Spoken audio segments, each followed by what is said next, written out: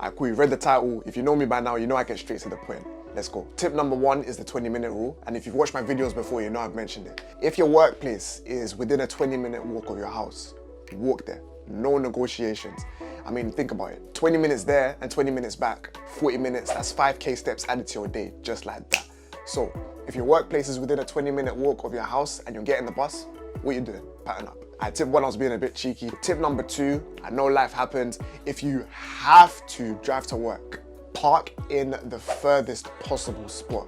And I mean the furthest possible spot, to the point where your colleagues are giving you funny looks like, why'd you park so far? That's how you know you're doing it right. So tip number 3 is a bit cliche, it's another bait one, but once you get to the office, stairs only, no lifts allowed. And it might not seem like much, but trust me, it adds up.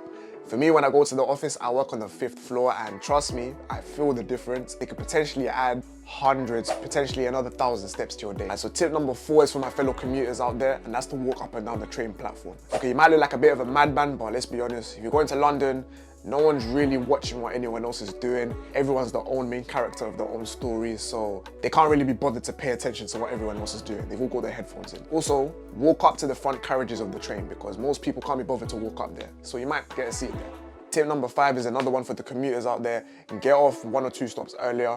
It's a bit cliche, but it works, so do it. Cool, so tip number 7 would be to prep your own lunch on a Sunday. If you're wondering how this is related, then make sure you stay for tip number 7 and give this video a like. You can take your own lunch into work, it saves you money, but also the key thing is it saves you time.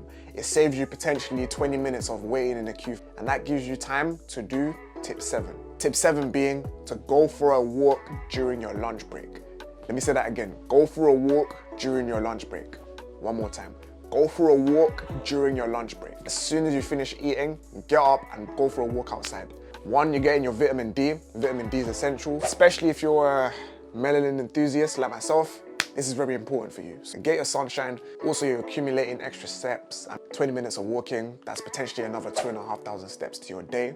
Or if you like socializing at lunchtime, which I do recommend for a lot of you, especially if you've started a new job, then it can be a nice way to do some activities with your colleagues, something different. Now that concludes the video. I've got another one following up for those who work from home. Make sure to like, subscribe, share this with your people. In a bit.